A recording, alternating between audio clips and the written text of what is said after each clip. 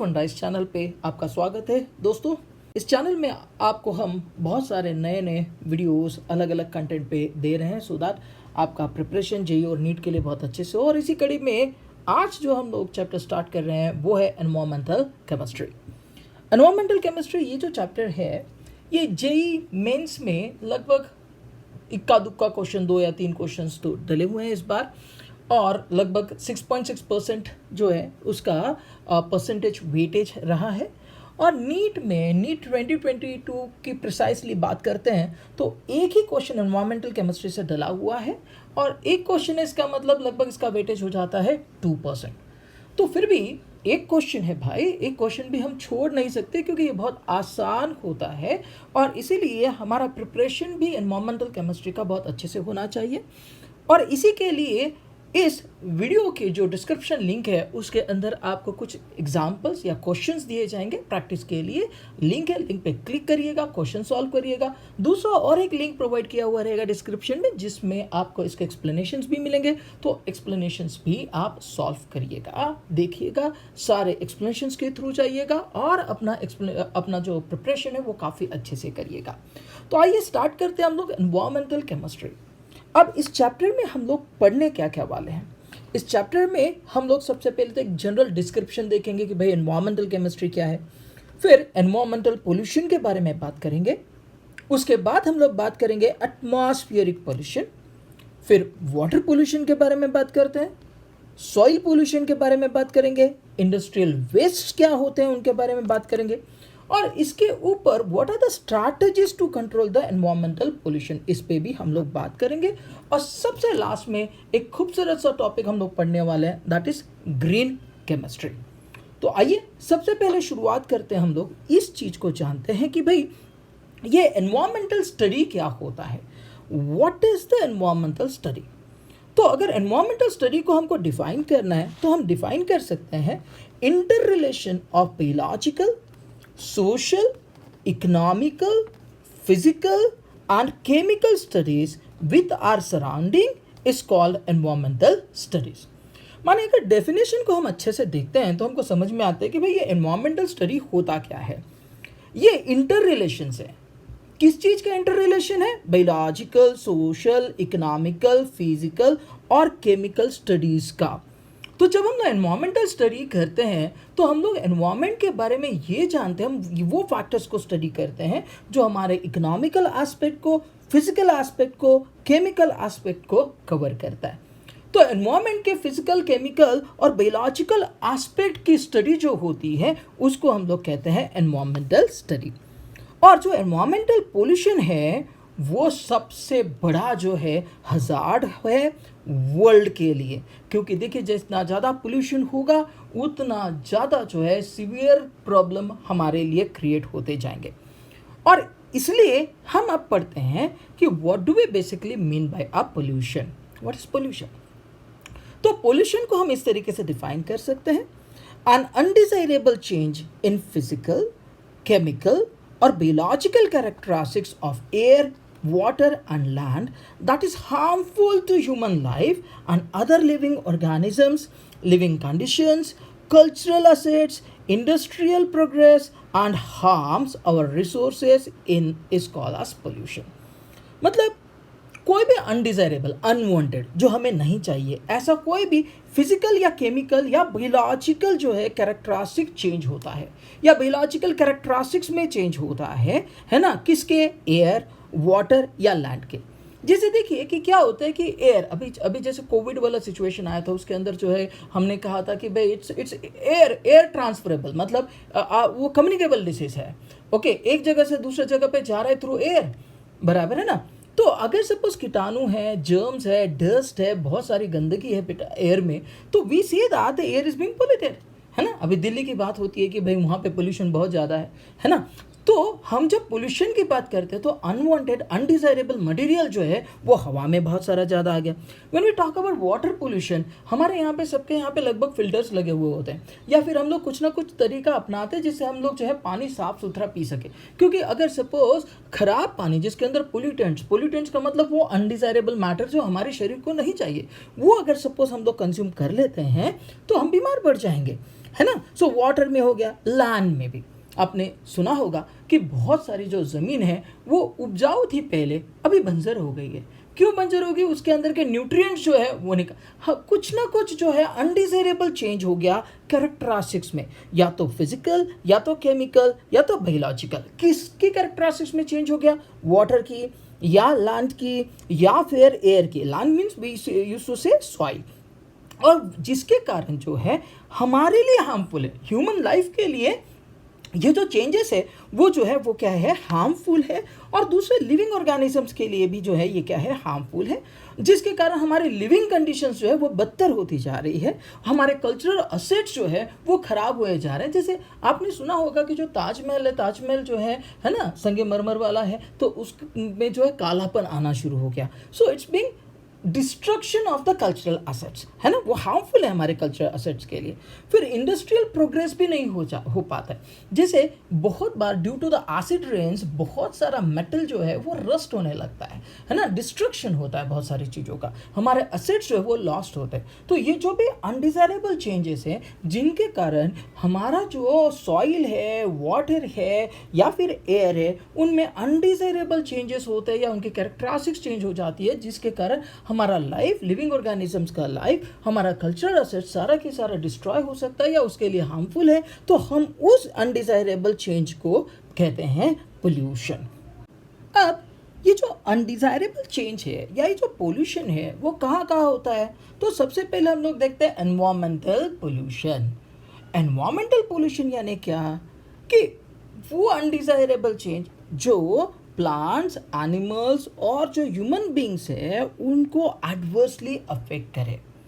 यानी जो भी अनडिजायरेबल चेंज है that have harmful effect on plants, animal and human beings in our surrounding, अपने इर्द गिर्द जो भी हमारे ऊपर जो है एडवर्स इफेक्ट करता है ना, that particular undesirable change is called as an environmental pollution. अब देखिए, पोल्यूशन में एक पोल्यूटेंट होता है जिसके कारण क्या होगा, पोल्यूशन होगा। So what do we basically mean by a pollutant? Pollutant का मतलब वो सब्सटेंस होता है जो उसके कारण पोल्यूशन हो रहा है और जो हमारे लिए और जो एनवायरनमेंट है उसके लिए हार्मफुल है। तो हम पोल्यूटेंट को डिफाइन करते हैं the substance which causes pollution and is harmful for the environment. अब ये जो पोल्यूटेंट्स होते हैं वो दो तरीके के हो सकते हैं।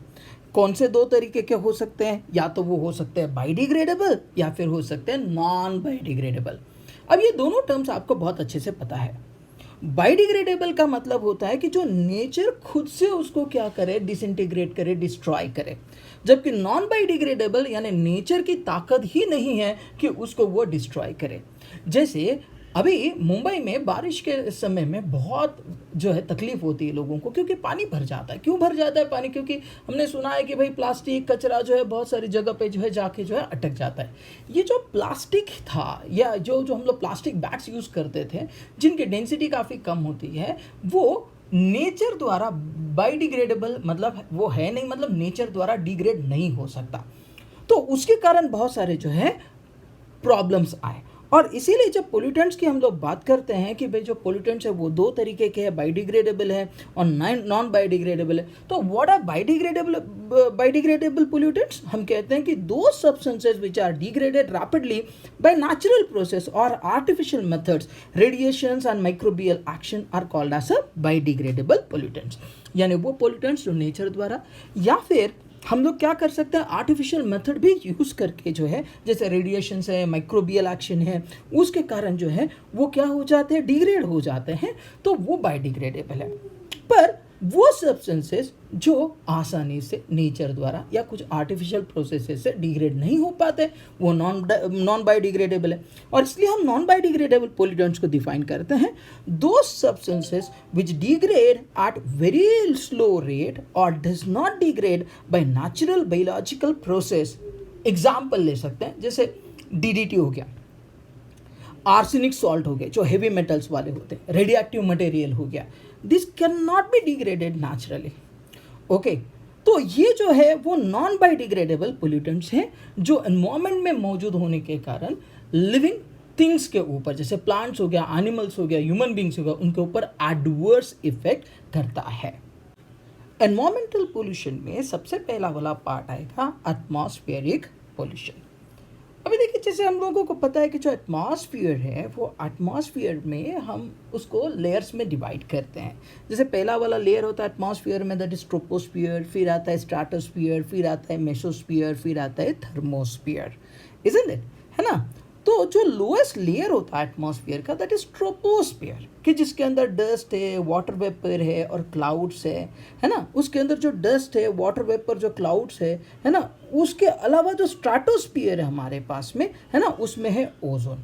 तो जब हम लोग एटमॉस्फेरिक पोल्यूशन की बात करते हैं तो एटमॉस्फेरिक पोल्यूशन में हम लोग दोनों ट्रोपोस्फियर और स्ट्रेटोस्फियरिक पोल्यूशन दोनों को कवर करते हैं। मेसोस्फियर और थर्मोस्फियर के बारे में हम लोग बात नहीं कर रहे। जब हम लोग एटमॉस्फेरिक पोल्यूशन की बात करते हैं तो वो सारे जो पर्टिकुलेट मैटर, गैसेस और बाकी सारे इंग्रेडिएंट्स जो एयर में हैं और जिनका हमारे ऊपर जो वेजिटेशन है हमारा, उसके ऊपर जो एनिमल्स है, उनके ऊपर जो ह्यूमन असेट्स है, उनके ऊपर जो एडवर्स इफेक्ट होता है, हमारे रिसोर्सेज के ऊपर एडवर्स इफेक्ट होता है, उसके बारे में हम लोग एटमॉस्फेरिक पोल्यूशन में पढ़ते हैं। और कौन सी वाली दो लेयर्स के बारे में, कौन से वाले दो उसके बाइफर्केशन के बारे में पढ़ेंगे? ट्रोपोस्फियर और स्ट्रेटोस्फियर तक ही हम लोग पढ़ते हैं।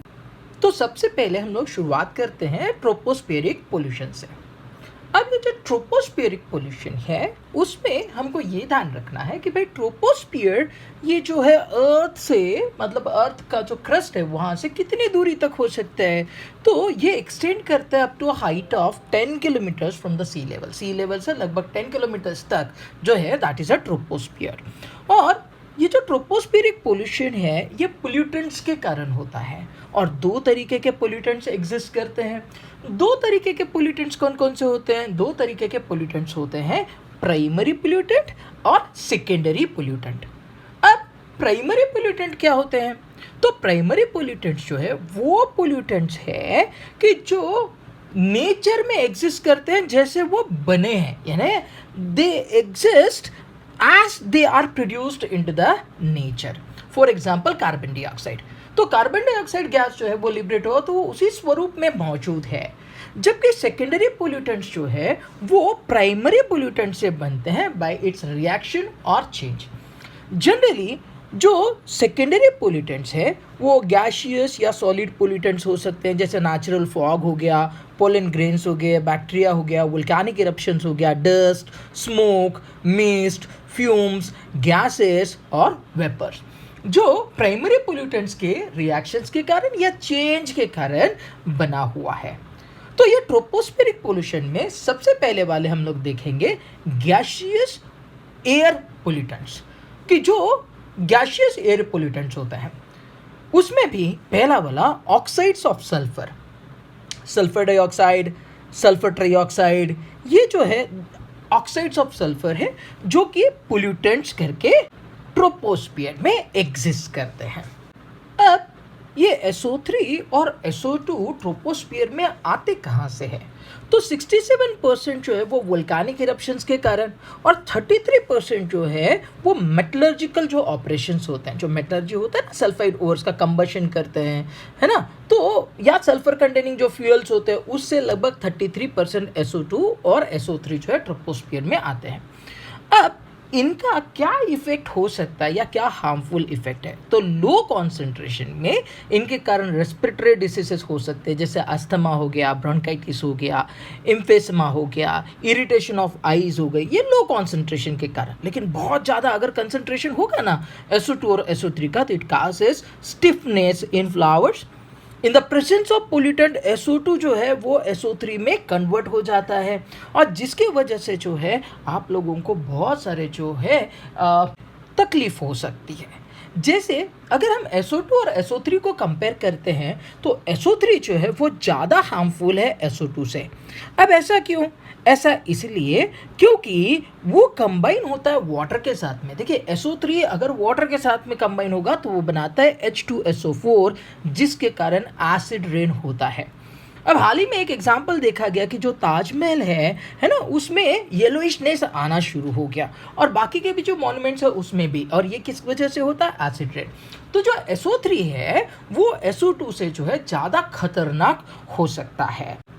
चलिए अब दूसरे गैशियस एयर पोल्यूटेंट्स के बारे में बात करते हैं और दूसरे हैं ऑक्साइड्स ऑफ नाइट्रोजन, जैसे NO हो गया, NO2 हो गया। मेनली ये जो NO है, NO2 है ना, these are produced by combustion of fossil fuels at high temperature in automobile engines. तो जनरली NO और NO2 जो है वो ऑटोमोबाइल इंजन्स में जो भी हाई टेम्परेचर पे फॉसिल फ्यूल्स बर्न होते हैं ना, उसके कारण होते हैं। ये तब भी प्रोड्यूस हो सकते हैं जब लाइटनिंग स्ट्राइक करती है, जब बिजली कौंधती है, तब नाइट्रोजन और ऑक्सीजन कंबाइन होते हैं और बनाते हैं NOx। यानी नाइट्रोजन के बहुत सारे डिफरेंट ऑक्साइड्स बन सकते हैं जब N2 और O2 कंबाइन होते हैं। NO2 जो है वो NO3 माइनस देता है। ये हार्मफुल इफेक्ट नहीं, ये आपके लिए यूजफुल है कि जो NO2 है वो NO3 माइनस देता है, जो फर्टिलाइजर करके सर्व करता है।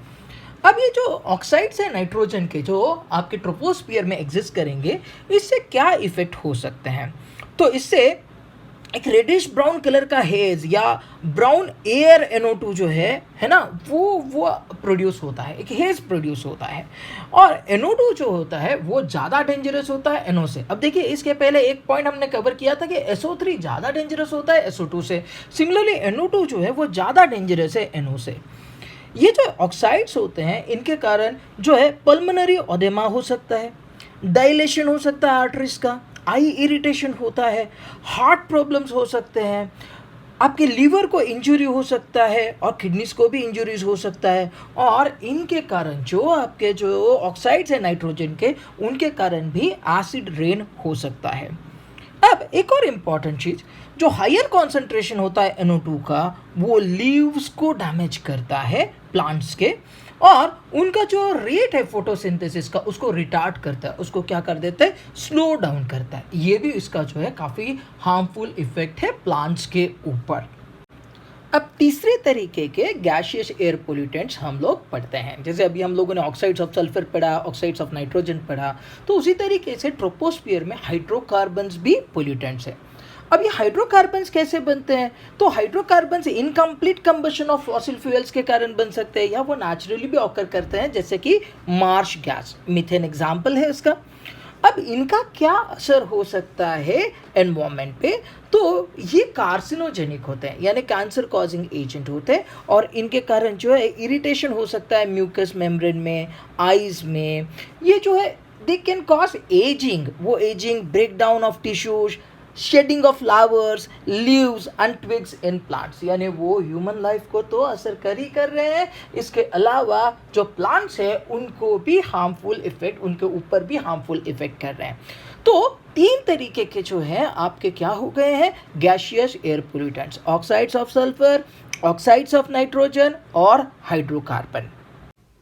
फोर्थ टाइप के गैशियस एयर पोल्यूटेंट्स है हमारे पास में ऑक्साइड्स ऑफ कार्बन। देखिए, फर्स्ट वाले थे ऑक्साइड्स ऑफ सल्फर, सेकंड वाले थे ऑक्साइड्स ऑफ नाइट्रोजन, थर्ड वाले हमने देखे हाइड्रोकार्बन्स। अब ये फोर्थ टाइप के जो गैशियस एयर पोल्यूटेंट्स है वो है ऑक्साइड्स ऑफ कार्बन।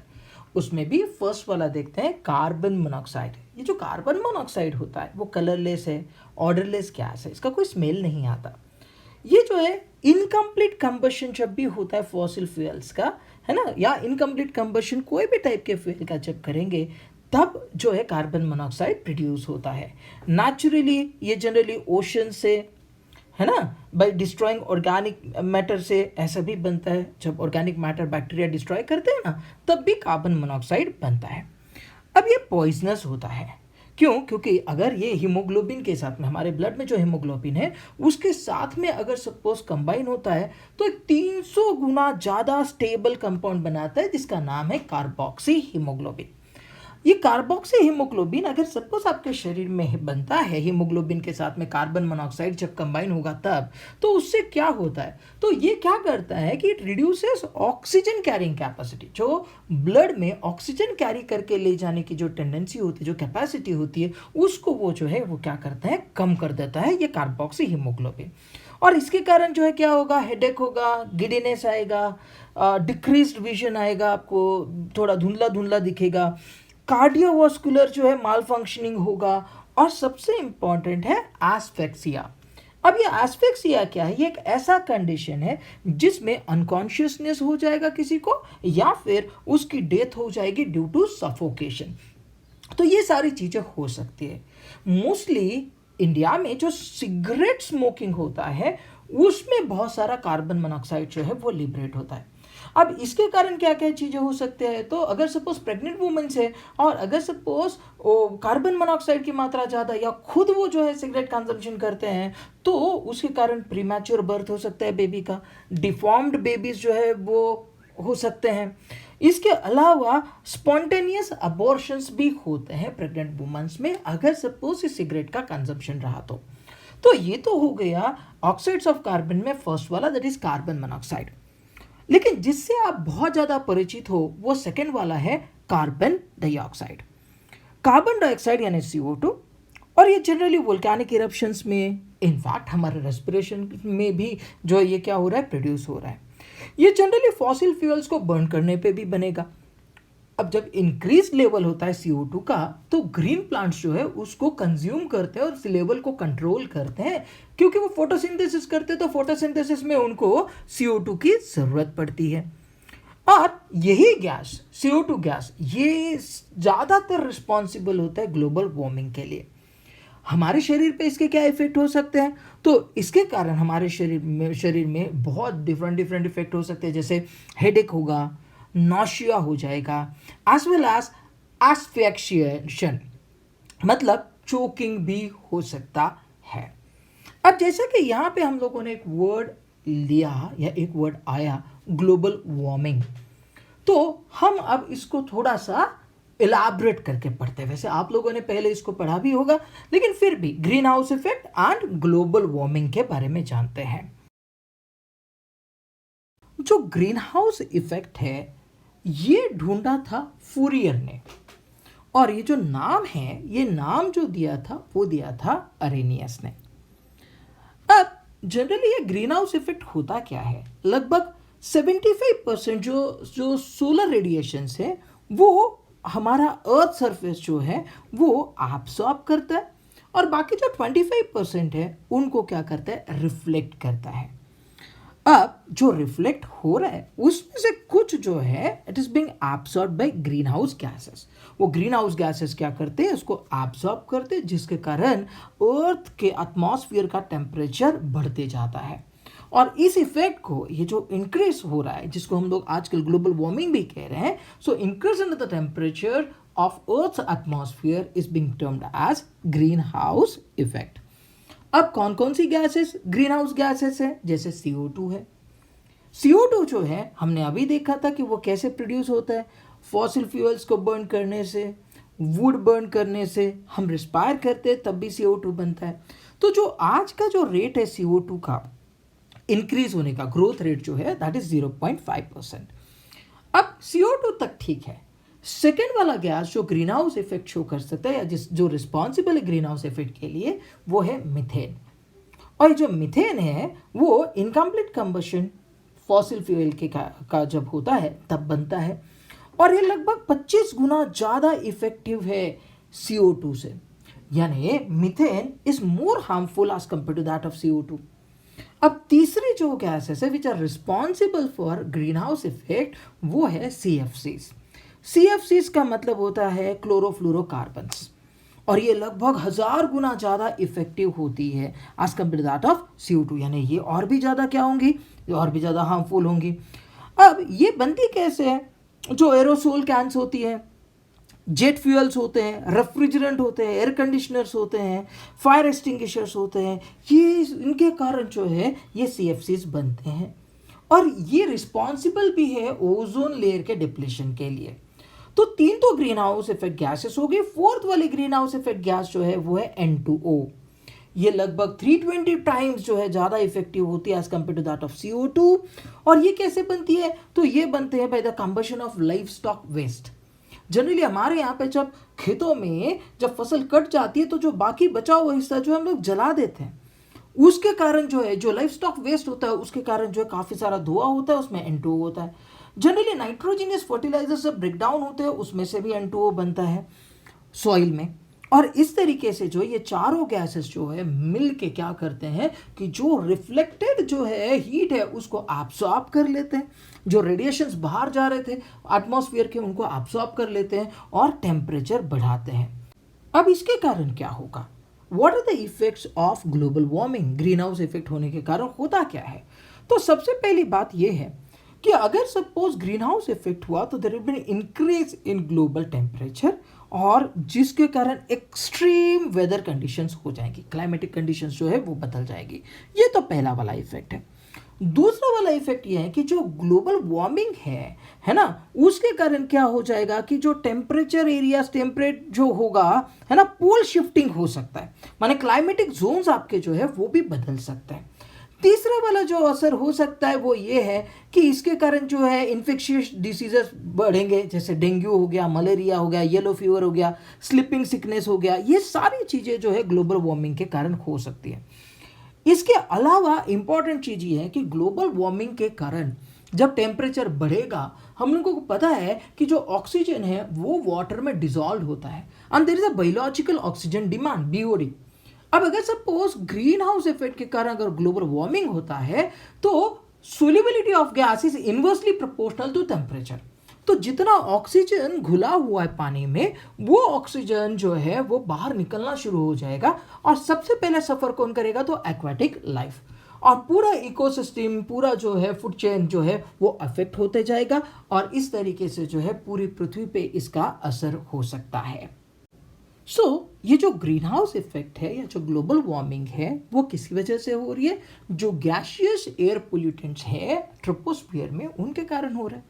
अब ये जो गैसियस एयर पोल्यूटेंट्स है ट्रोपोस्फियर में, उसके कारण एक दूसरा और हजार्डस इफेक्ट होता है, and that is acid rain. ये जो एसिड रेन है, ये टर्म जो है वो दिया था रॉबर्ट ऑगस्ट ने, और जो एसिड रेन होता है उसका पीएच होता है लेस देन 5.6, यानी एसिडिक होना चाहिए। जनरली जो ऑक्साइड्स होते हैं सल्फर के, नाइट्रोजन के और कार्बन के, वो एसिडिक होते हैं, और वो जब डिसॉल्व हो जाते हैं वाटर में, उसके कारण जो है एसिड रेन बनता है। एग्जाम्पल के तौर पे अगर कार्बन डाइऑक्साइड है which is an oxide of carbon, वो अगर वाटर में कंबाइन होता है तो वो बनाता है कार्बोनिक एसिड। सिमिलरली अगर सल्फर डाइऑक्साइड जो है SO2 अगर वाटर में मिलता है तो वो बनाता है H2SO4। NO2 अगर वाटर में मिलता है तो वो बनाता है HNO3। सारे के सारे एसिड है, सल्फ्यूरिक एसिड बना है, नाइट्रिक एसिड बना हुआ है। तो जब ये एसिड्स जो है ओट्स के सरफेस में आते हैं रेन वाटर के साथ में, तब हम उसको कहते हैं एसिड रेन। या जब रेन होता है तो ये जो ट्रोपोस्फियर में जो एसिड्स बने हैं है ना, या जो एसिडिक गैसेस है वो इन वाटर के साथ में कंबाइन होती है और एसिड बनाते हैं, और ये जो सरफेस के ऊपर गिरता है तब हम उसको कहते हैं एसिड रेन। जो ट्रोपोस्फियर में जो एसिड बनता है, जैसे हमने कहा कि CO2 वाटर के साथ में कंबाइन होने के कारण H2CO3 बन रहा है, या SO2 से H2SO4 बन रहा है, या NO2 से HNO3 बन रहा है। ये जो एसिड्स होते हैं वो दो तरीके से डिपॉजिट हो सकते हैं। एक तो होता है वेट डिपॉजिशन। वेट डिपॉजिशन कैसा होता है? वेट डिपॉजिशन जो है वो होना चाहिए थ्रू रेन, है ना, जब बारिश होगी तब, या स्नो, या जब फॉग होगा उसके साथ में मिलके जो है वो वेट डिपॉजिशन होगा। जबकि दूसरा वाला जो डिपॉजिशन है, या दूसरी तरीके से जिस तरीके से वो डिपॉजिट हो सकता है, दैट्स अ ड्राई डिपॉजिशन। और ड्राई डिपॉजिशन कैसे होता है? ड्राई डिपॉजिशन होता है कि जब ये जो एसिड है वो एसिड जो है वो फ्लो होके आएगा, है ना, विंड के साथ में ब्लो होके आएगा, है ना, और सेटल हो जाएगा ट्रीज पे या आर्टिकल्स पे या सॉइल पे, तो अब हम उसको कहते हैं ड्राई डिपॉजिशन। अब ये दोनों तरीके से डिपॉजिट हुआ एसिड जो है वो हार्मफुल होता है। अब इनके कारण क्या होता है? इसके कारण जो है क्लोरोसिस हो सकता है, इसके अलावा नेक्रोसिस हो सकता है। What is necrosis? Necrosis is the death of most of और all the cells in an organ और टिश्यूज, तो उसको हम लोग कहते हैं जनरली नेक्रोसिस। तो नेक्रोसिस भी हो सकता है। देन डिफोइलेशन हो सकता है। डिफोइलेशन यानी डिस्ट्रॉइंग और causing wide spread loss of leaves, है ना, तो जब एसिड डिपॉजिट होगा तो बहुत सारे लीव्स जो है वो गिर जाएंगी, तो डिफोइलेशन भी हो सकता है। फिर इसके अलावा जो है जो ग्रोइंग जो पॉइंट्स हैं है ना, वो भी डाई बैक हो सकते हैं, यानी जहाँ से ट्रीज का जो है वो क्या हो रहे हैं, ग्रो हो रहे हैं, वो सभी जो है वो क्या हो सकता है, डिस्ट्रॉय हो सकता है।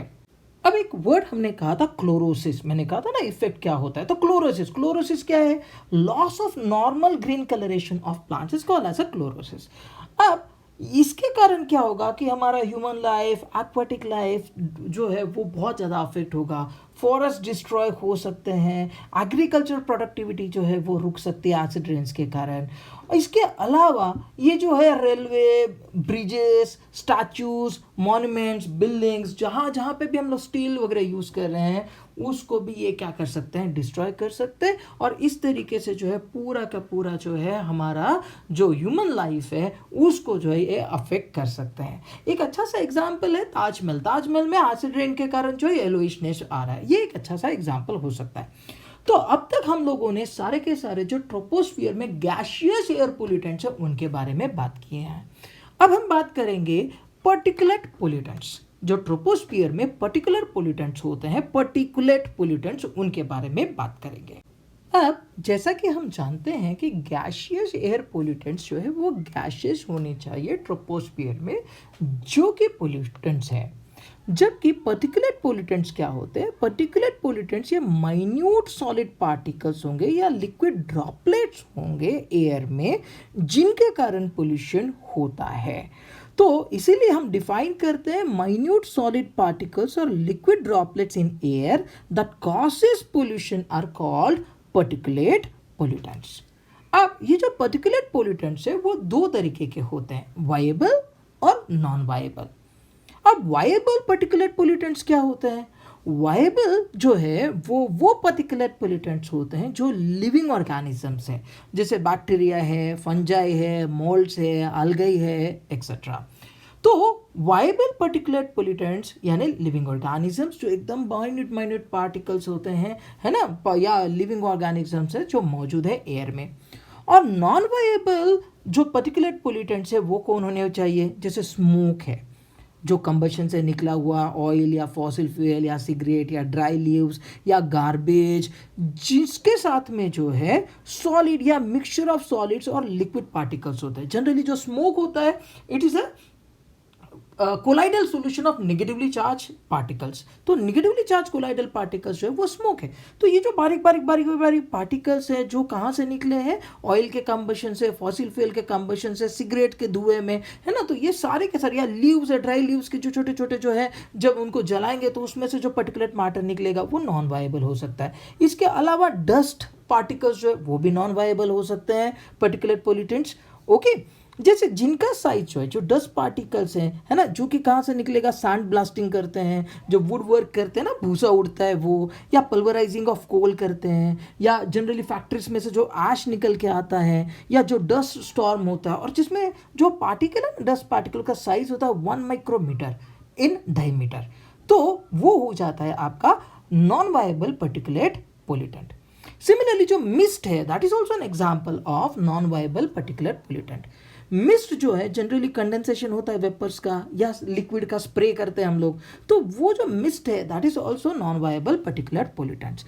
इसके अलावा जो नेक्स्ट हम लोग बोल सकते हैं दे आर फ्यूम्स, और ये जो फ्यूम्स है वो वेपर्स के कंडेंसेशन से होता है। जब जनरली वेपर्स बॉयल होते हैं और हम उनका कंडेंसेशन करते हैं तो फ्यूम्स बनेंगे।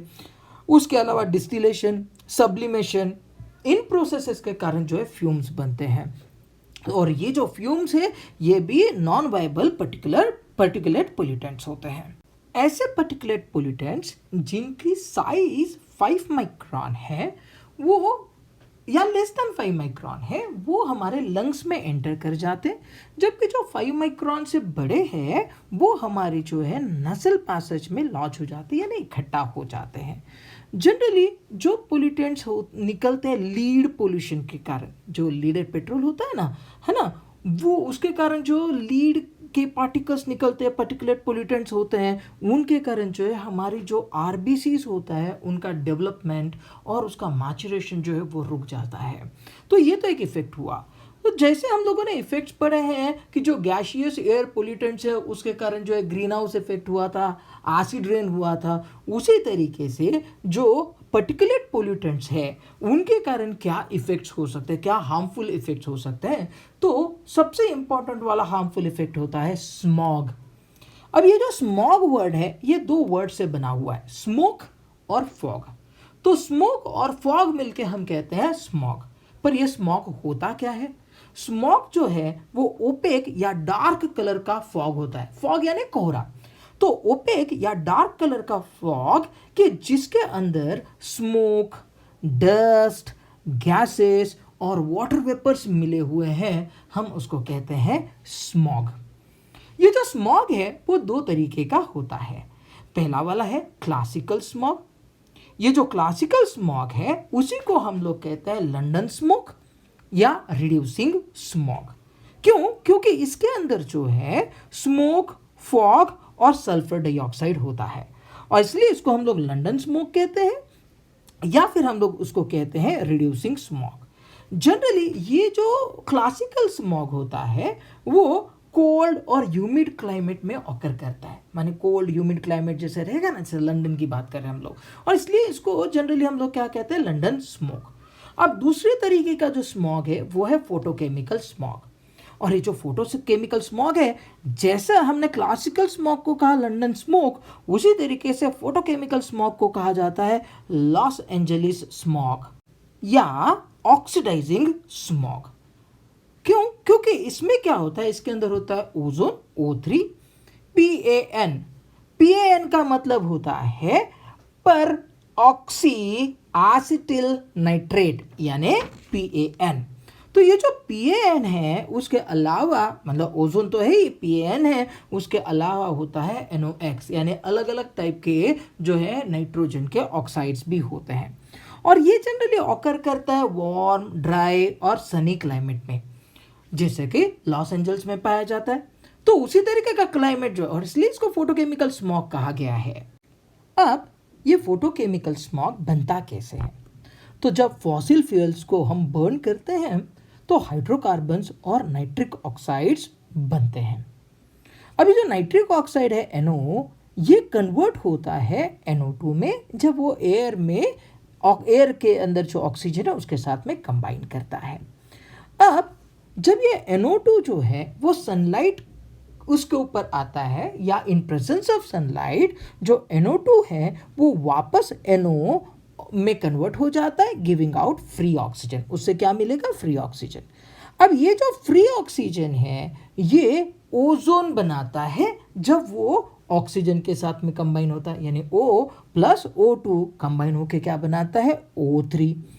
और ये जो O3 है वो जब NO के साथ में कंबाइन होता है तो वापस क्या देता है? NO2 और ऑक्सीजन।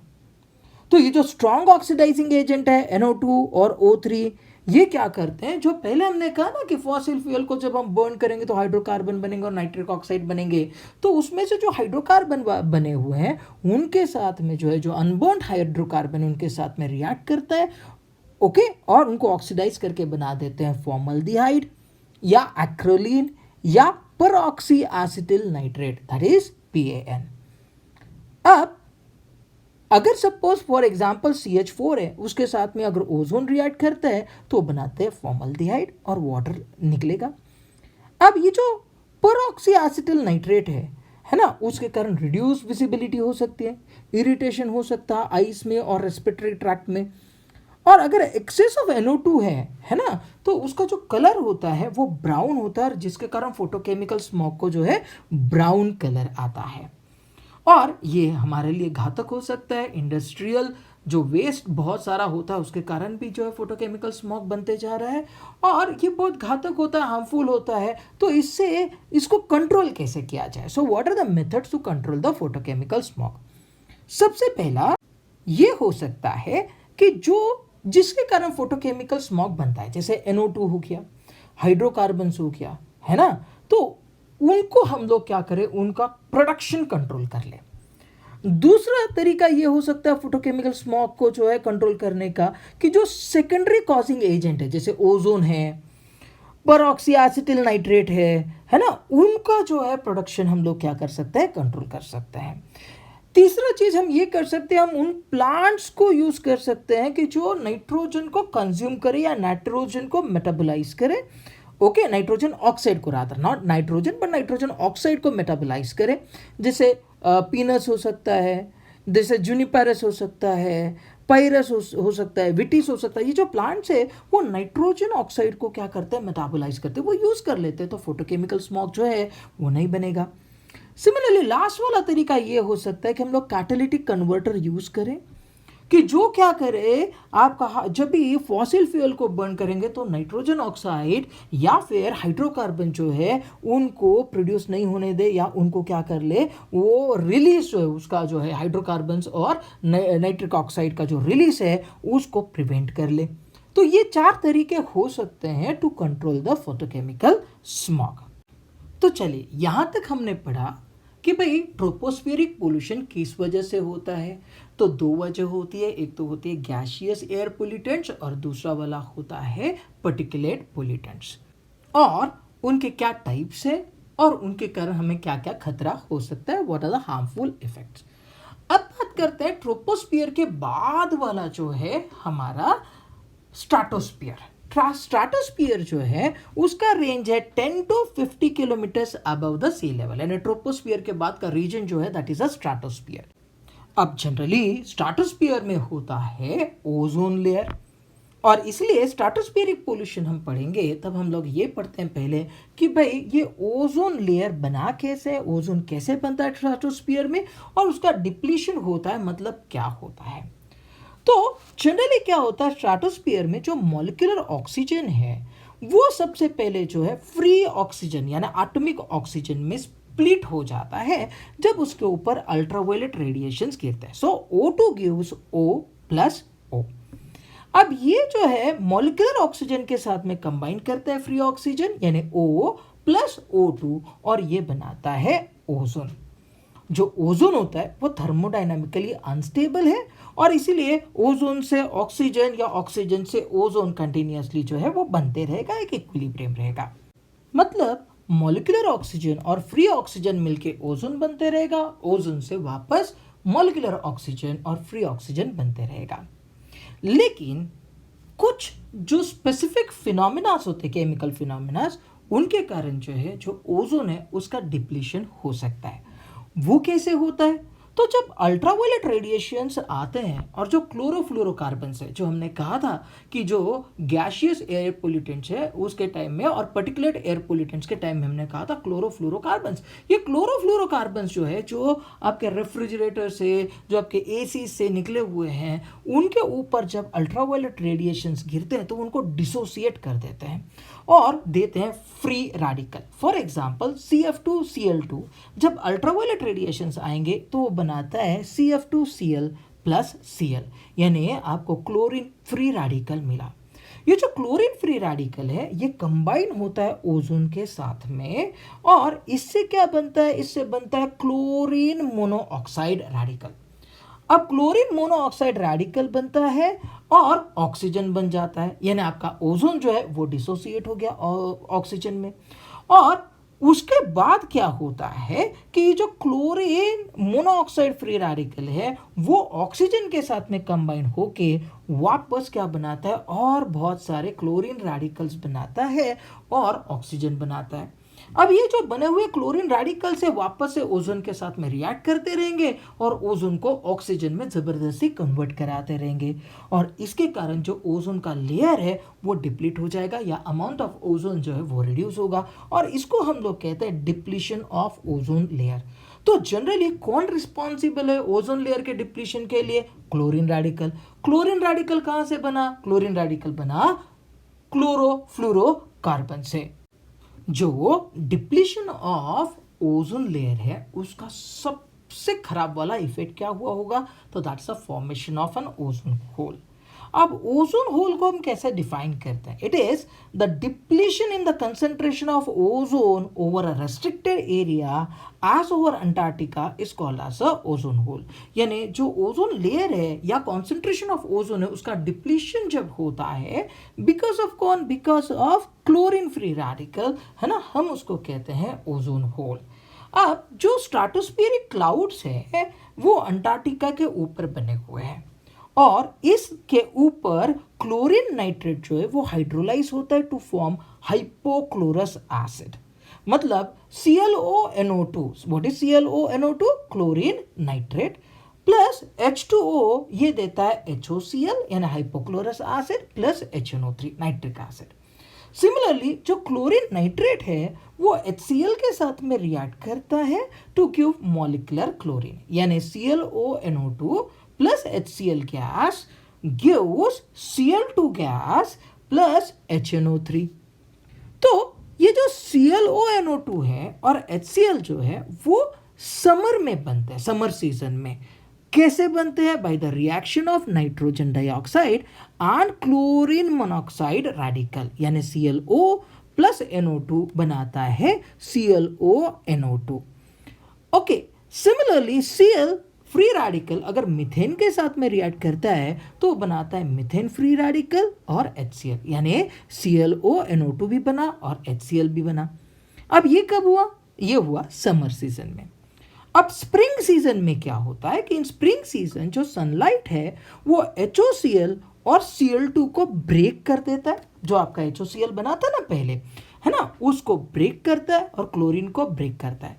तो HOCl जो है वो देता है OH फ्री रेडिकल और क्लोरीन फ्री रेडिकल, और Cl2 जो है वो भी क्या देता है? Chlorine free radical. Cl2 gives Cl free radicals. और हमने जैसा पढ़ा हुआ है कि जो फ्री रेडिकल्स होते हैं, क्लोरीन फ्री रेडिकल, वो रिस्पॉन्सिबल है ओजोन को डिस्ट्रॉय करने में, ओजोन का डिप्लीशन करने में। और इस तरीके से जो अंटार्कटिका का जो रीजन है जहाँ पे स्ट्रेटोस्फेरिक क्लाउड्स बने थे वहाँ पे ये क्लोरीन फ्री रेडिकल जो ओजोन है उसको क्या करते जा रहे हैं? डिप्लीट करते जा रहे हैं, और इसीलिए वहाँ पे क्या बना हुआ है? Ozone hole. अब इस ओजोन होल का या जो डिप्लीशन हुआ है ओजोन लेयर का, उसका क्या इफेक्ट होगा हमारे ऊपर? तो जनरली अगर ओजोन ट्रोपोस्फियर में एग्जिस्ट करता है, देखिए हमने कहा था कि भाई जो ओजोन है वो स्ट्रेटोस्फियर में एग्जिस्ट करता है, लेकिन अगर कुछ ओजोन अगर ट्रोपोस्फियर में एग्जिस्ट करता है तो हम उसको कहते हैं केमिकल फीड। क्यों? क्योंकि ये जो है it's a bad ozone, okay, जो ट्रोपोस्फियर में बनता है और जो प्लांट्स और एनिमल्स को हार्म करता है, जबकि जो स्ट्रेटोस्फियर में बनता है that is called as a good ozone, okay. और ये जो है वो शील्ड करके एक्ट करता है।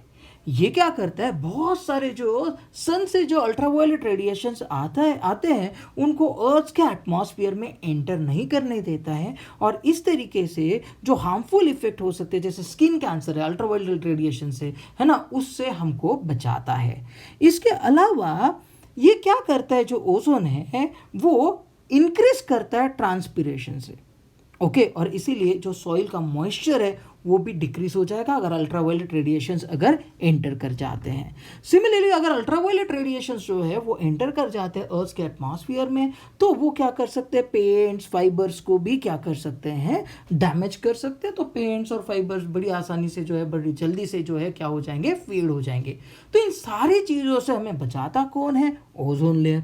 और अगर उसका डिप्लीशन होगा तो ये सारी चीज़ें हमें भुगतनी पड़ेगी, स्किन कैंसर्स होते रहेंगे, है ना। तो ये सारी चीज़ों से हमको ओजोन बचाता है, और अगर ओजोन लेयर का डिप्लीशन होगा तो that will be very harmful for the Mankind. अब यहाँ तक हमने जाना कि भाई एटमॉस्फेरिक पोल्यूशन क्या होता है, उसमें ट्रोपोस्फेरिक पोल्यूशन और स्ट्रेटोस्फेरिक पोल्यूशन हमने पढ़ा। अब हम बात करते हैं कि भाई धरती के ऊपर हमको पता है कि बहुत सारा वाटर है, बहुत सारे वाटर रिसोर्सेस है, और वाटर हमारे लिए ज़रूरी भी है हमारी ज़िंदगी के लिए। तो what do we mean by water pollution? So we define water pollution as any unwanted change which decreases the quality of water या which diminishes the quality of water and make it unfit for drinking। यानी ऐसा कोई भी unwanted change कि जिसके कारण जो है हमारे पानी की क्वालिटी जो है वो खराब हो जाती है और जिसके कारण वो पीने अयोग्य हो जाता है, यानी पीने के लायक नहीं रहता है। तो हम उसको कहते हैं वाटर पोल्यूशन। अब जनरली जो पोल्यूशन है वाटर का वो ह्यूमन एक्टिविटीज़ के कारण ही होता है।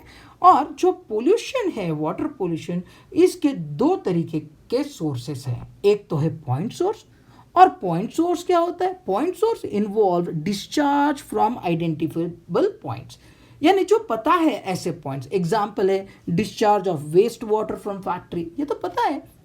So these are point sources. Where non point sources, तो नॉन पॉइंट सोर्सेज क्या है? This involve discharge from unidentifiable points, जैसे discharge from land run off, यानी जब बारिश आती है तो लैंड रन ऑफ होता है, सॉइल रन ऑफ होता है, एटमॉस्फेरिक वॉश आउट एक्सेट्रा। तो ये जो नॉन आइडेंटिफाइबल पॉइंट्स है they are said to be non point sources, और जो आइडेंटिफाइबल है they are said to be the point sources. अब वाटर पोल्यूशन होता क्यों है? तो इसका पहला वाला रीजन ये है कि जो ऑर्गेनिक मैटर है, जैसे लीव्स है, ग्रास है, थ्रैश है ना, as well as excessive growth phytoplankton का, है ना, इन वाटर, ये जो है वाटर पोल्यूशन कॉज करता है। तो क्योंकि ये जो मैटर है ये डिकम्पोज होता है वाटर के अंदर थ्रू माइक्रोबियल एक्टिविटी, और इसको हम लोग कहते हैं प्यूट्रेसिबिलिटी।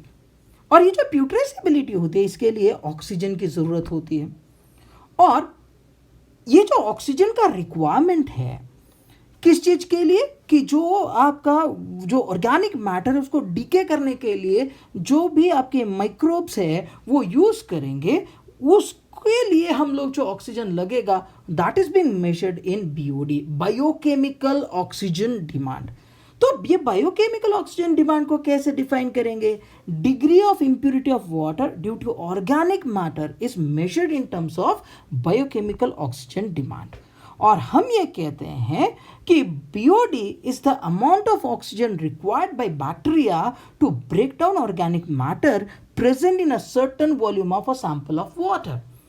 अब बीओडी जो है it should be less than 5 ppm, यानी अगर सपोज आपका जो वाटर है उसके अंदर जो है डेड ऑर्गेनिक मैटर नहीं है ना, उसके अंदर जो है leaves, grass, trash, phytoplanktons, growth, ऐसा कुछ नहीं है, तो जो बायोकेमिकल ऑक्सीजन डिमांड है वो कम रहेगा। लेकिन अगर बहुत सारा डेड ऑर्गेनिक मैटर है तो उसको डिग्रेड करने के लिए बैक्टीरिया बहुत ज़्यादा ऑक्सीजन कंज्यूम करेगा। तो जो हाईली पोल्यूटेड वाटर है उसमें बीओडी लगभग 17 ppm होता है।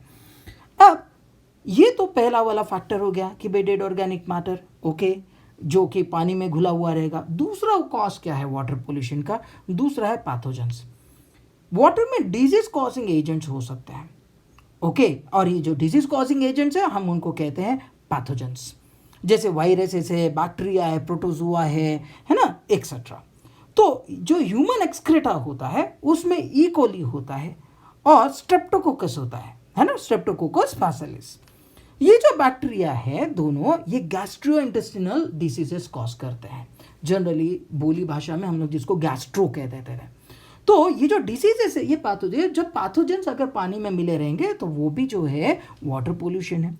सिमिलरली जो वाटर है it can be polluted by chemical pollutants. अब वाटर में केमिकल पोल्यूटेंट्स भी हो सकते हैं, दो तरीके का हो सकते हैं, इनऑर्गेनिक और ऑर्गेनिक। इनऑर्गेनिक पोल्यूटेंट्स में जैसे एसिड्स हो सकते हैं, सॉल्ट्स हो सकते हैं, हेवी मेटल्स हो सकते हैं जैसे कैडमियम है, मर्क्यूरी है, निकिल है, या हेवी मेटल्स जैसे जो होते हैं ना, जैसे कैडमियम, मर्क्यूरी, निकेल, ये क्या करते हैं? सेंट्रल नर्वस सिस्टम को डैमेज कर सकते हैं, लीवर को डैमेज कर सकते हैं, किडनीज को डैमेज कर सकते हैं। ये इनऑर्गेनिक पोल्यूटेंट्स है। अब अगर सपोज हम ऑर्गेनिक पोल्यूटेंट्स के बारे में बात करेंगे तो ऑर्गेनिक पोल्यूटेंट्स में जो है पेस्टिसाइड्स हो सकते हैं, पेट्रोलियम हो सकता है, पेट्रोलियम पोल्यूटेंट्स, देन डिटर्जेंट्स हो सकते हैं, फर्टिलाइजर्स हो सकते हैं। तो ये सभी के सभी जो है वो ऑर्गेनिक पोल्यूटेंट्स है जो वाटर की क्वालिटी को डिग्रेड करने वाले हैं। जो एसिडिक वाटर होता है वो एक्वाटिक लाइफ के लिए एज वेल एज हमको ड्रिंकिंग पर्पसेस के लिए भी हार्मफुल है। अब एक टर्म आता है जिसको हम लोग कहते हैं यूट्रोफिकेशन। अब यूट्रोफिकेशन क्या है? The process in which nutrient enriched water bodies support a dense plant population that results in depleting oxygen level and hence results in loss of biodiversity by killing animal life is called as eutrophication. तो होता क्या है eutrophication यानी ऐसा process कि जिसमें जो nutrient enrich water bodies होती है वो क्या करते हैं कि डेंस प्लांट पॉपुलेशन को सपोर्ट करते हैं, और ये डेंस प्लांट पॉपुलेशन क्या करता है, ये ऑक्सीजन लेवल को डिप्लीट करता है, जिसके कारण एनिमल लाइफ जो है वो किल हो जाएगी वो वाटर बॉडी के अंदर की, और इसके कारण बायोडाइवर्सिटी जो है वो लॉस होगा, and we call this process as eutrophication. अब जब भी हम वाटर पोल्यूशन की बात करेंगे तो हमको एक चीज याद रखना है कि भाई कुछ केमिकल्स जो होते हैं, कुछ एलिमेंट्स जो होते हैं वाटर में परमिटेबल या टॉलरेंट लिमिट में ही होने चाहिए. जैसे नाइट्रेट्स जो है वो अप टू 50 ppm होने चाहिए. अगर एक्सेस होंगे तो क्या होगा, इसके कारण ब्लू बेबी सिंड्रोम हो सकता है. फ्लोराइड सिमिलरली जो है वो 1 ppm तक ही होने चाहिए, 1 पार्ट पर मिलियन होने चाहिए. अगर एक्सेस रहेगा तो वो पॉइजनस है और हार्मफुल हो सकता है आपके बोन्स और टीथ के लिए. जो सल्फेट्स है वो वाटर में अप टू 500 ppm ही टॉलरेबल लिमिट है. उससे ज़्यादा अगर होगा तो उसके कारण लैक्सेटिव इफेक्ट होगा. लैक्सेटिव इफेक्ट का मतलब होता है लूज मोशंस वगैरह होंगे ना. जो लीड है उसका टॉलरेबल लिमिट जो है वो 50 ppb है, पार्ट पर बिलियन, बहुत ही कम होना चाहिए. अगर वो एक्सेस है तो उसके कारण किडनी, ब्रेन और लीवर जो है वो डैमेज हो सकता है. जो प्योर वाटर है या जो वाटर है जो पोर्टेबल है जो ड्रिंकिंग पर्पसेस के लिए, उसके लिए इंटरनेशनल स्टैंडर्ड जो है उसका pH 5.5 to 9.5 होना चाहिए. तो जनरली जो है ये बफर सिस्टम जो है ना, वो हमारे बॉडी का अफेक्ट हो सकता है अगर इसके अलावा pH लेवल है तो. नाउ आफ्टर स्टडीइंग कि what is a water pollution और वाटर पोल्यूशन होता क्या है, तो क्या तरीके हो सकते हैं कि वाटर पोल्यूशन को कंट्रोल किया जाए. So what are the measures to control the water pollution. तो मेनली वाटर पोल्यूशन होता क्यों है, एक तो सीवेज के कारण, दूसरा इंडस्ट्रियल वेस्ट के कारण. तो भाई उन्हीं को कंट्रोल कर लो. तो पहला वाला जो तरीका हो सकता है वाटर पोल्यूशन को कंट्रोल करने के लिए वो होता है ट्रीटमेंट ऑफ सीवेज. तो जो भी सीवेज निकलेगा उसको पहले से बड़ी प्रॉपरली उसको जो है क्या होना चाहिए, चर्न करना चाहिए मशीन से. फिर उसको ऐसे टैंक में पास करते हैं कि जिसमें जो है हेवियर पार्टिकल जो वो सेटल हो जाएंगे, जबकि जो लाइटर पार्टिकल शायद ऊपर रह जाए. फिर उसमें से प्योर वाटर को जब हम लोग क्या करते हैं, पास करते हैं, और फिर जो भी वाटर रहेगा हमारे पास उसको स्टरलाइज करते हैं क्लोरीन के साथ में, और फिर उसको आलम से अगर ट्रीट करेंगे ओके या लाइम से उसको ट्रीट करते हैं तो उसमें से बहुत सारा जो है जो वेस्टेज है, जो पोल्यूटेंट्स है वो निकल जाएगा, and then this water can be less harmful. Similarly अगर इंडस्ट्रियल वेस्ट है तो इंडस्ट्रियल वेस्ट में भी हम लोग क्या कर सकते हैं, पोल्यूशन कंट्रोल कर सकते हैं. कैसे, पहले तो उसका pH डिटरमाइन करते हैं. अगर सपोज वो बहुत ज़्यादा एसिडिक है तो उसको अल्कली से न्यूट्रलाइज करेंगे, और अगर अल्कलाइन है तो उसको एसिड के साथ में जो है क्या करेंगे, न्यूट्रलाइज करेंगे. फिर जो केमिकल सब्सटेंसेस है उनको डिसॉल्व करेंगे या फिर उनको प्रेसिपिटेट करेंगे बाय यूजिंग केमिकल मेथड्स. और आजकल तो हम लोग यूज़ करते हैं आयन एक्सचेंजर्स, जो कि क्या करते हैं उसमें से जो भी हार्मफुल आयन्स है उसको निकाल देते हैं, या फिर फोटो कैटालिस्ट यूज़ कर सकते हैं जो कि क्या करेंगे, जो हार्मफुल आयन्स है, जो केमिकल्स हैं वो सीवेज वाटर के अंदर या इंडस्ट्रियल वेस्ट के अंदर उसको क्या कर सकते हैं, निकाल सकते हैं. और इस तरीके से हम लोग जो है वाटर पोल्यूशन को कंट्रोल कर सकते हैं. अब दो फैक्ट आपको बताते हैं. पहला वाला है कि भाई सबसे पहले ये वाटर पोल्यूशन को किसने रिकॉग्नाइज किया था, and that was Hippocrates. Similarly दूसरा एक फैक्ट आपको याद रखना है कि जो DDT था that was banned in India in 1985.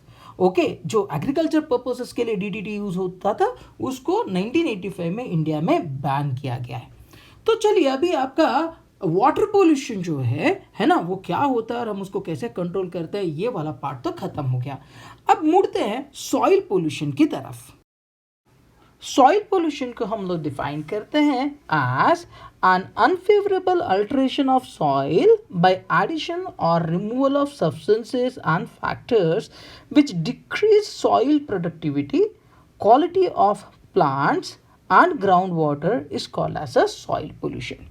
यानी सॉइल पोल्यूशन वो अनफेवरेबल चेंज है सॉइल में, किस वजह से, बाय एडिशन या रिमूवल ऑफ सब्सटेंसेस. कुछ सब्सटेंसेस हम लोग ऐड करने से या कुछ सब्सटेंसेस हम लोग रिमूव करने से, और वो फैक्टर्स जिसके कारण जो सॉइल की प्रोडक्टिविटी डिक्रीज होती है या उसकी क्वालिटी जो है प्लांट्स की वो डिक्रीज होती है या ग्राउंड वाटर की क्वालिटी डिक्रीज होती है, तो हम उसको कहते हैं सॉइल पोल्यूशन।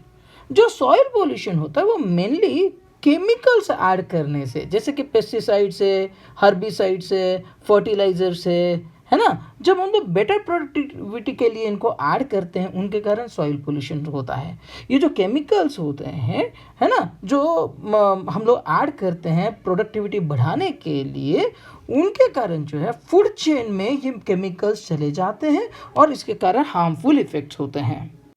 सो मेजरली अगर देखा जाए तो what are the causes of soil pollution, soil pollution के कॉजेज क्या है?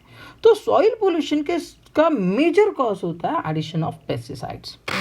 होता क्या है कि जनरली केमिकल्स जो है वो हम लोग क्या करते हैं, ऐड करते हैं, जैसे पैथोजेंस को किल करने के लिए या पेस्ट को किल करने के लिए, या जो वीड्स है ना, अनवांटेड जो ग्रोथ है एग्रीकल्चर में उसके लिए, या हॉर्टिकल्चर में, है ना, वो जनरली जब हम लोग यूज़ करते हैं केमिकल्स को, तो वो क्या करते हैं कि वो जो है हमारे जो लाइफ साइकिल है उसके अंदर एंटर कर जाते हैं, है ना। जैसे डीडीटी है या बीएचसी है या अल्ड्रीन है या एंड्रीन है या डाइल्ड्रीन है, ये ऐसे जो केमिकल्स जो है वो ऐड करते हैं, तो जनरली बायोलॉजिकल मैग्निफिकेशन के लिए ऐड होते हैं। और जब ये ऐड हो जाते हैं तो ये क्या करते हैं कि ये नॉन बायोडिग्रेडेबल होते हैं, और इसीलिए ये जो है लोअर लेवल में से हायर लेवल तक फूड चेन में जो है क्या हो जाता है, ट्रांसफ़र हो जाते हैं।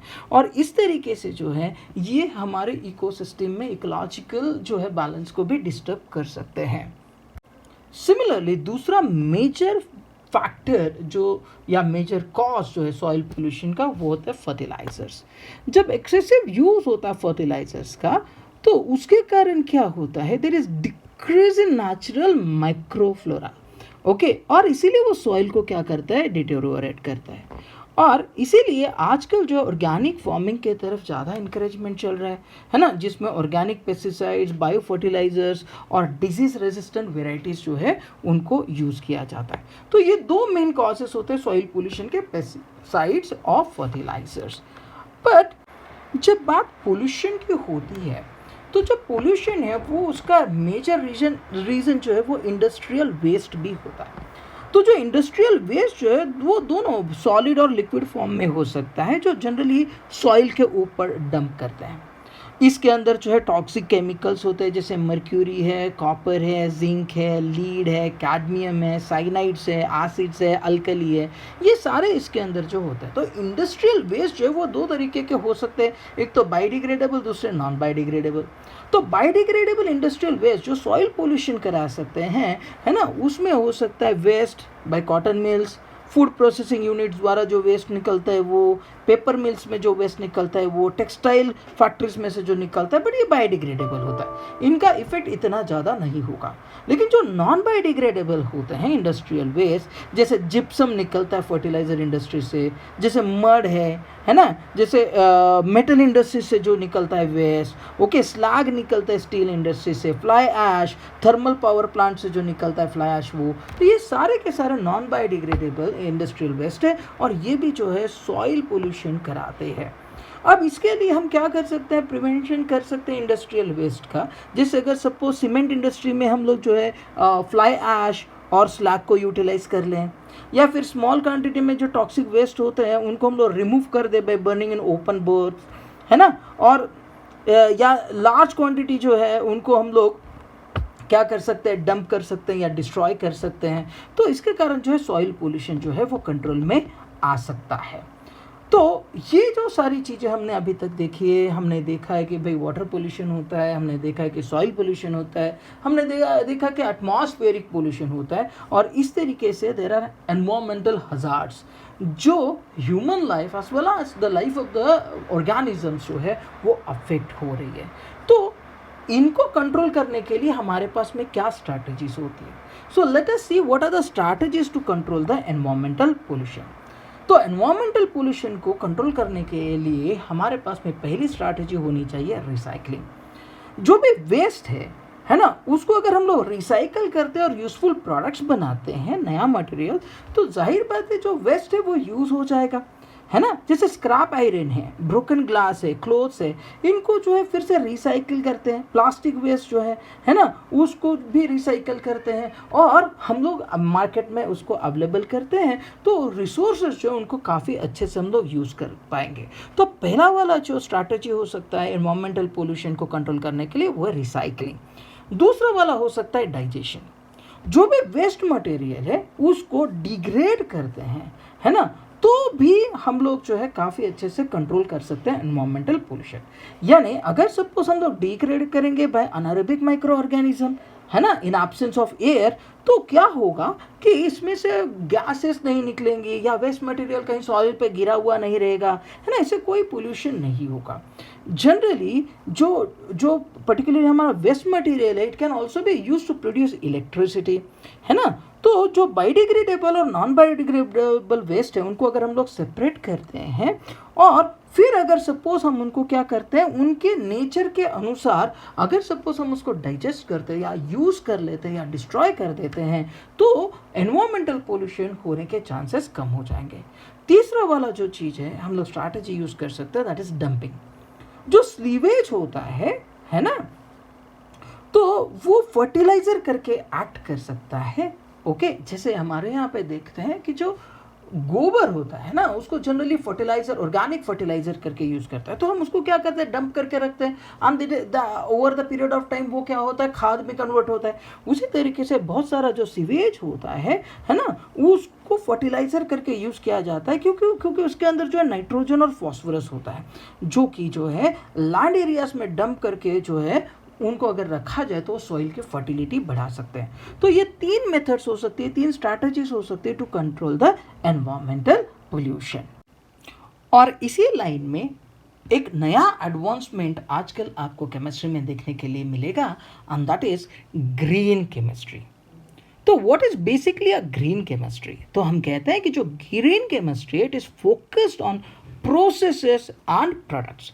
जो ग्रीन केमिस्ट्री है वो उन प्रोसेसेस के ऊपर, उन प्रोडक्ट्स के ऊपर जो है वो कंसंट्रेट करता है कि जिनके कारण जो है हजार्डस जो भी वेस्ट है उसका प्रोडक्शन भी कम हो जाए, यानी जनरेशन भी कम हो जाए, और या फिर उसको मिनिमाइज करे उसका production.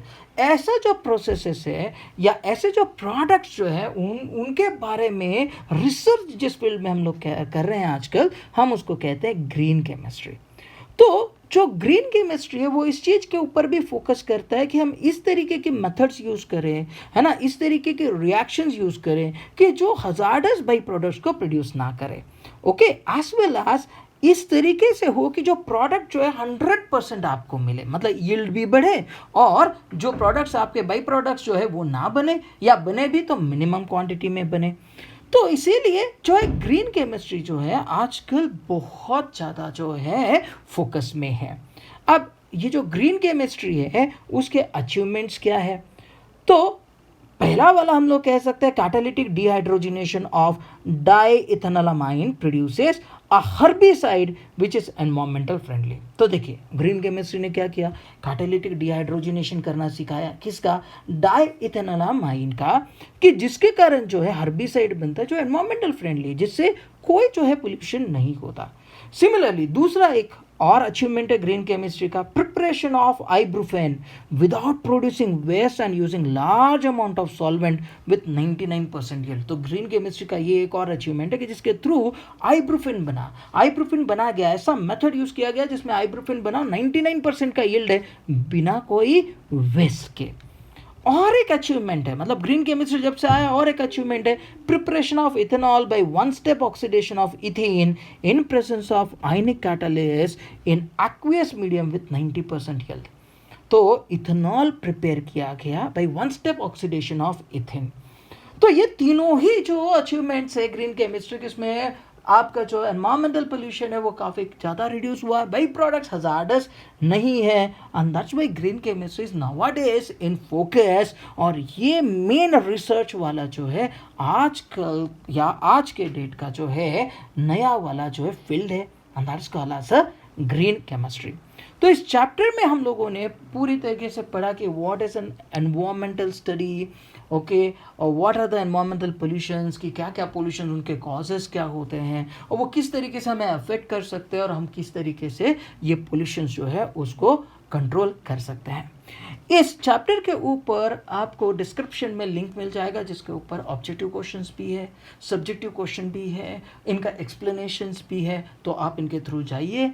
Thanks for watching, keep watching and do subscribe to the channel to get more videos like this for your JEE, NEET and board preparation. Thanks a lot.